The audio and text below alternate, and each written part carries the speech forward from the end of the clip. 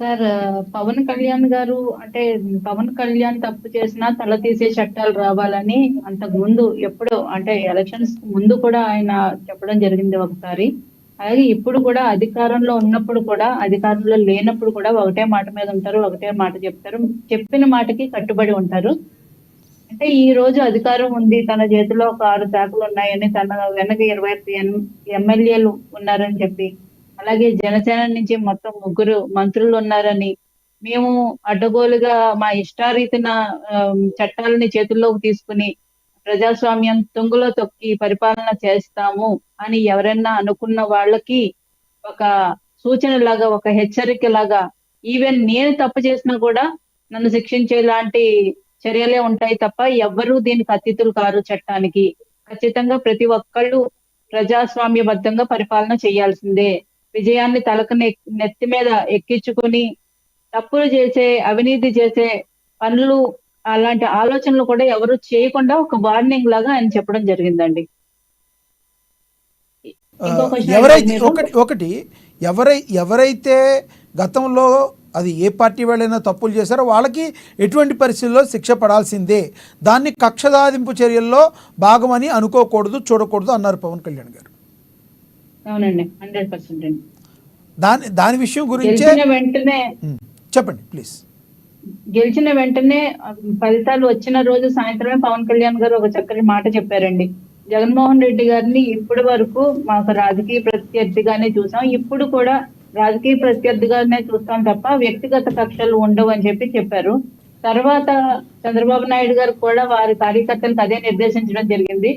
ఆ ఈ మన గెలుపుని అహంకారంగా తల మీదకి ఎక్కించుకోవద్దు, ఎవరు కూడా అందరూ సంయమనంతో ఉండండి, అందరూ కూడా చట్టాలకి ఎవరు అతీతులు కారు, మనం అధికారంలో ఉన్నాం కదా అని చెప్పి మనం చట్టాలను చేతుల్లోకి తీసుకోవద్దు, కార్యకర్తలు ఎవరు కూడా ప్రతీకార దాడులకి, వ్యక్తిగత దాడులకి, కక్ష కక్షపూరిత రాజకీయాలకి తెర లేపొద్దు అని చాలా క్లియర్ గా చెప్పారండి.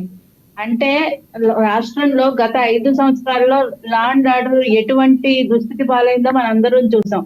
ఇప్పుడు ప్రెసెంట్ సినారియాలో ఈ ప్రభుత్వంలో మొదటి ప్రయారిటీలో లా అండ్ ఆర్డర్ తీసుకోవాలి. శాంతి భద్రతలు కాపాడితేనే రాష్ట్రానికి పెట్టుబడులు కానీ, అలాగే ప్రజలకు ఒక నమ్మకం కానీ, తాము వేసిన ఓటుకి ఒక న్యాయం జరిగిందనే ఒక నమ్మకం కానీ, సుపరిపాలన జరుగుతుందనే నమ్మకం కానీ, రాష్ట్రంలోకి పెట్టుబడులు పెట్టాలని వచ్చే విదేశీ ప్రయత్నాలకు కానీ, అలాగే పక్క రాష్ట్రాల నుంచి వచ్చే పెట్టుబడిదారులకు కానీ ఒక భద్రత, వాళ్ళకి ఒక భరోసా ఏర్పడుతుంది. కాబట్టి ఖచ్చితంగా ఫస్ట్ ప్రయారిటీగా లా అండ్ ఆర్డర్ మెయింటైన్ చేయాలి. శాంతి భద్రతలు రాష్ట్రం ఎటువంటి అరాచకాలు, అల్లకల్లోలాలు జరగకుండా స్టేబుల్ గా ఉండాలన్నది ఇద్దరు నేతలు కూర్చుని తీసుకున్న నిర్ణయం అండి.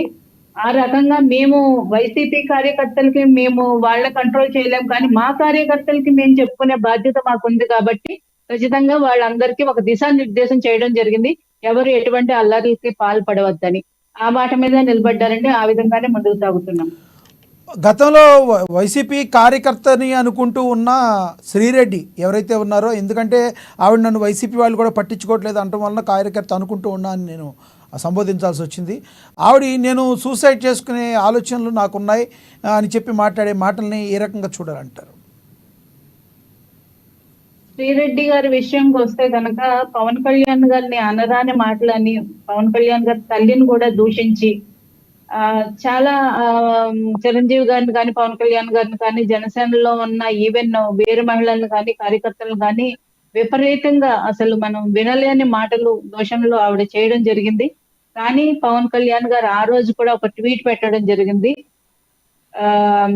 హెల్ప్లెస్ సిస్టర్ అని చెప్పి ఒక వర్డ్ ఉపయోగించారు ఆయన. అంటే ఒక ఆయుధాన్ని ఉపయోగించిన పవన్ కళ్యాణ్ గారి మీద ఒక ఆయుధాన్ని ఉపయోగించారు. ఆయుధం మీద మాకు కోపం కాదు, ఆయుధం ఉపయోగించిన చెయ్యి మీద మాకు కోపం. అంటే ఆవిడ మాట్లాడిస్తున్న ఎవరైతే వ్యక్తులు ఉన్నారో వారి మీదే మా యుద్ధం తప్ప ఆ వ్యక్తి మీద మాకు కాదు, హెల్ప్లెస్ సిస్టర్ తను అని చెప్పి పవన్ కళ్యాణ్ గారు ఆ రోజు మాట అనడం జరిగింది. దాని తర్వాత శ్రీరెడ్డి గారి విషయంలో జనసేన కార్యకర్తలు కానీ ఎవరు ఏం మాట్లాడలేదు.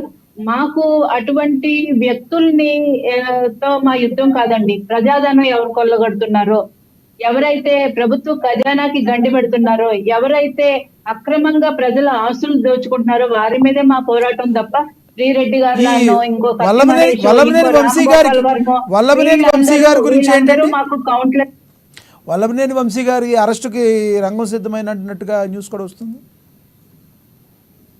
సార్.